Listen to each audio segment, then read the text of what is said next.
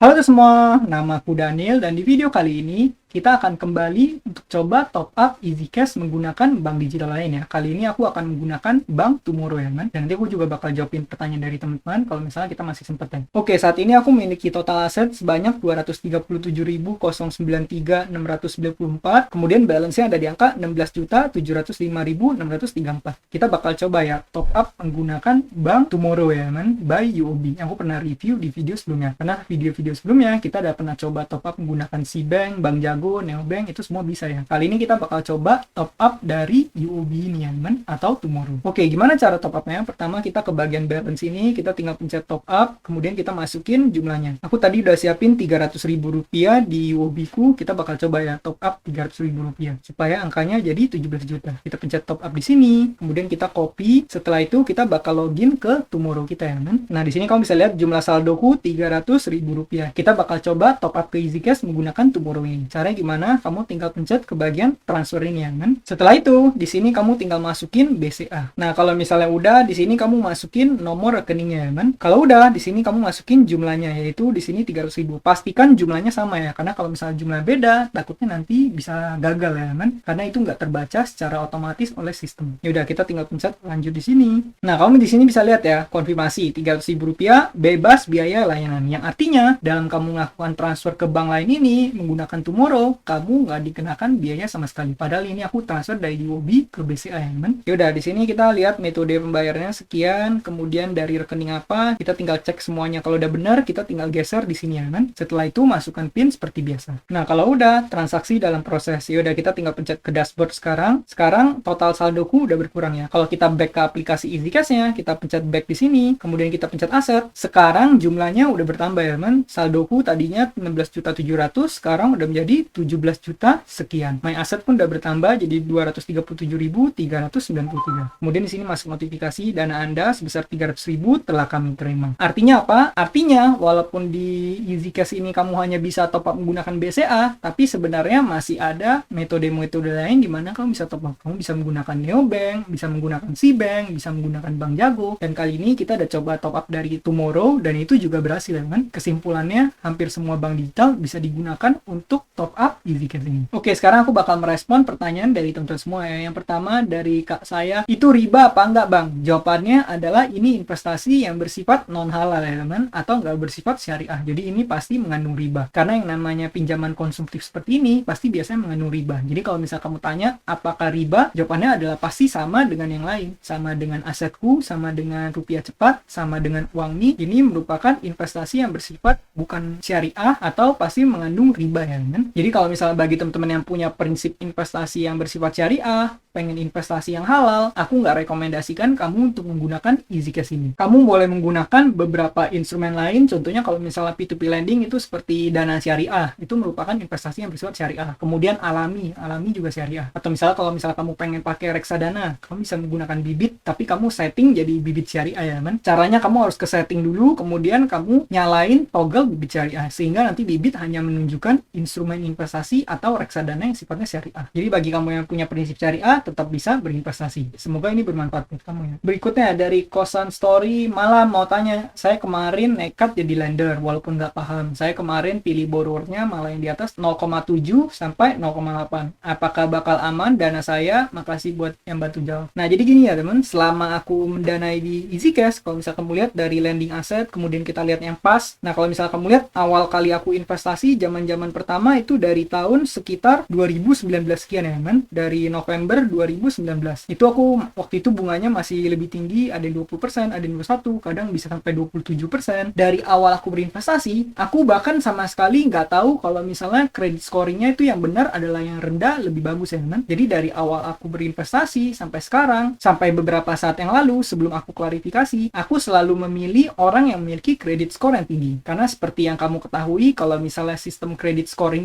perbankan atau misal di aplikasi lain, contohnya di asetku, sistemnya itu selalu angka semakin tinggi itu semakin baik. Nah, ternyata EasyCash ini beda sendiri, di mana di EasyCash ini orang yang memiliki kredit skor tinggi itu karakteristiknya adalah memiliki angkanya yang rendah. Jadi yang angkanya semakin rendah itu semakin bagus. Angkanya 0,3 atau 0,4 lebih bagus daripada orang yang memiliki kredit skor 0,7 atau 0,8. Nah, sejauh ini karena aku nggak paham, selama 3 tahun ini aku salah paham, jadi aku selalu berinvestasi dengan orang yang memiliki kredit skor 0,7 sampai 0,8. Dan nyatanya apa? Nyatanya semua danaku berhasil kembali. Kalau misal kamu lihat, di sini aku total returnnya udah di angka 26.900.000 rupiah. Dan semuanya nggak ada kendala sama sekali, belum ada yang telat, dan sampai saat ini semuanya berhasil masuk. Jadi kalau misalnya ditanya, apakah bakal aman? Kalau misalnya kita lihat dengan performa masa lalunya, jawabannya adalah selama 3 tahun ini aman, walaupun aku menggunakan pinjaman atau ngelend ke orang yang memiliki kredit skor yang 0,7, 0,8 ya kan. Tapi kalau misalnya masa depan gimana? Menurutku pribadi tetap nggak ada yang bisa mastiin bahwa performa masa depan bakal sama dengan performa masa lalu. Maka dari itu aku tetap kategoriin ini investasi yang tinggi risiko. Jadi kalau bisa kamu lakukan diversifikasi, jangan sampai semua dana kamu masukkan ke EasyCash ya. Kalau menurut aku pribadi gitu. Terus kalau misalnya ada teman-teman semua yang dari dulu udah mendanai, kamu juga boleh tulis di kolom komentar gimana pengalamanmu saat mendanai di EasyCash ini. Biar kalau misalnya ada yang gagal bayar, atau misalnya ada yang telat, atau misalnya ada yang kendala, itu bisa menjadi pelajaran buat kita-kita semua yang baru mulai berinvestasi. Semoga jawaban ini bisa membantu buat kamu ya. Berikutnya dari Kak Genre, ya banget ngelihat bunga masuk ke tabungan tuh tiap hari emang ada kepuasan tersendiri. Aku nabung di Cbank, tiap hari login cuma lihat bunganya doang, walaupun cuma ribuan perak, tetap aja senang. Nah ini benar banget ya, walaupun misalnya bunganya mungkin nggak seberapa, tapi dengan kita ngelihat bunga harian itu, kita bakal semakin semangat untuk berinvestasi. Kita bakal mikir, contoh kita punya uang 10 juta. 10 juta kita investasikan dan menghasilkan bunga mungkin sekitar hampir 2.000 kalau misalnya di Cbank. Nah, daripada 10 juta itu kamu gunakan untuk misalnya membeli barang, 10 juta itu kamu belanjain, kamu habis, terus nggak dapat apa-apa, mendingan 10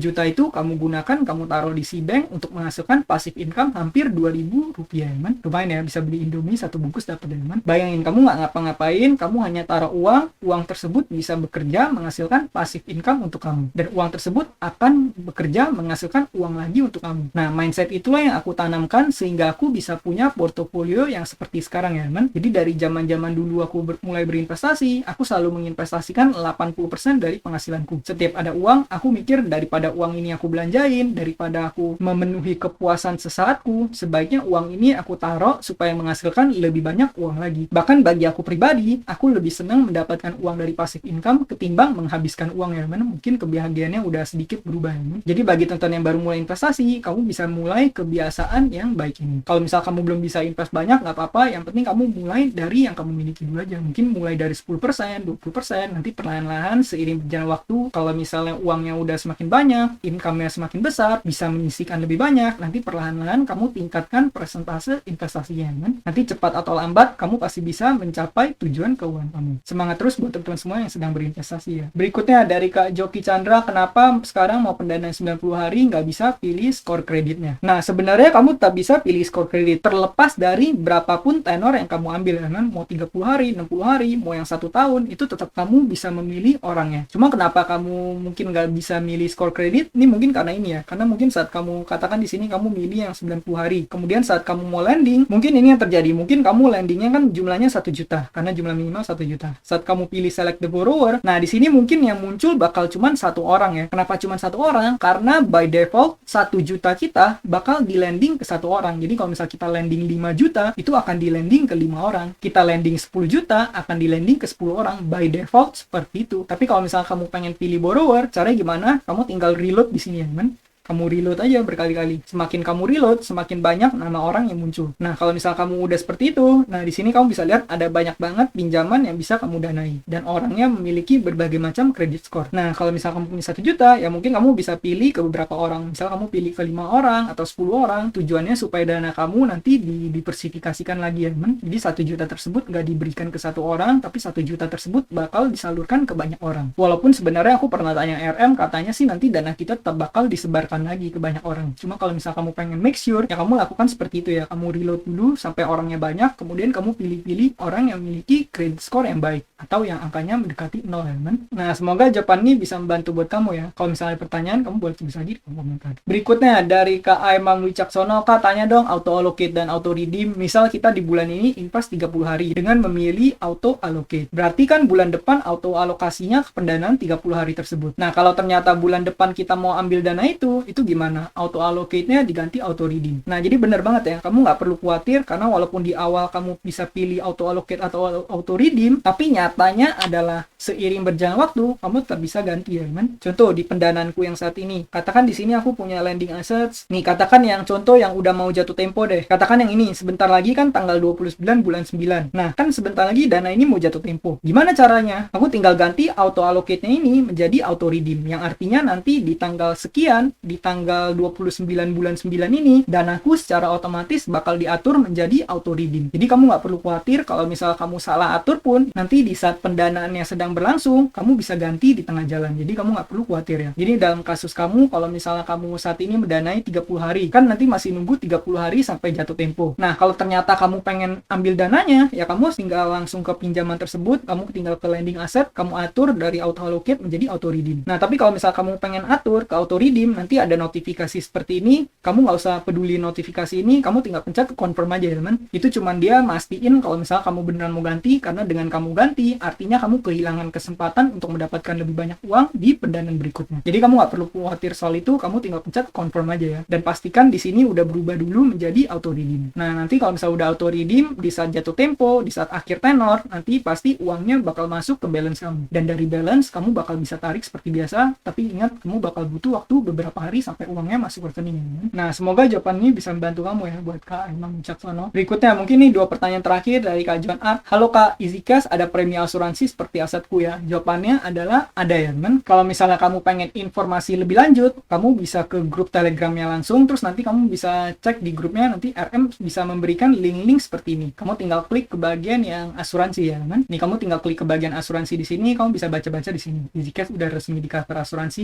di cover 100% dana pokoknya oleh Intra Asia. Terus kamu nanti bisa baca-baca di sini ya teman. Tapi kalau misalnya menurut aku pribadi, walaupun udah asuransi, tetap nggak bisa menjamin dana kita bakal 100% aman ya. Karena kalau misalnya nanti terjadi gagal bayar secara besar-besaran sampai semua orang gagal bayar, apakah asuransinya kuat? Kita nggak tahu ya kan. Maka dari itu aku tetap kategorikan ini investasi tinggi resiko, jadi taruh sebagian kecil dari portofolio kamu aja. Semoga ini menjawab buat kamu ya. Nah mungkin ini pertanyaan terakhir yang aku jawab dari Kak Nova Istanto. Saya klik link kontak RM EasyCash, pas masukkan nomor, kok udah terdaftar Kak? Please bantu jawab. Oh di link tersebut kan nanti itu ada beberapa link ya teman. Ada yang mengarahkan kamu ke kontak LinkedIn-nya, ada yang mengarahkan kamu ke kontak Telegram-nya. Kamu tinggal pencet ke bagian Telegram, nanti kamu bakal diarahkan ke kontak RM EasyCash yang di Telegram ya teman. Dan aku rekomendasikan kamu nulisnya di Telegram, karena kalau misalnya Telegram biasa RM-nya lebih aktif dan bakal lebih cepat ngeresponnya ya teman. Kalau misal kamu klik link yang pertama atau kedua, kalau nggak salah itu buat kamu yang baru mau mendaftar. Jadi pastikan kalau misal kamu pengen tanya ke RM, kamu klik ke link yang mengarahkan kamu ke Telegram. Nah jadi mungkin sekian aja jawaban-jawabanku pada video kali ini. Dan tadi kita udah berhasil ngebuktiin kalau misalnya kita bisa top up juga menggunakan bank digital Tomorrow. Semoga video ini bisa bermanfaat buat teman-teman semua. Bagi kamu yang baru mulai invest, boleh menggunakan kode referral yang aku tulis di kolom deskripsi. Sekian video dari aku, semoga video ini bermanfaat. Akhir kata, jangan lupa untuk selalu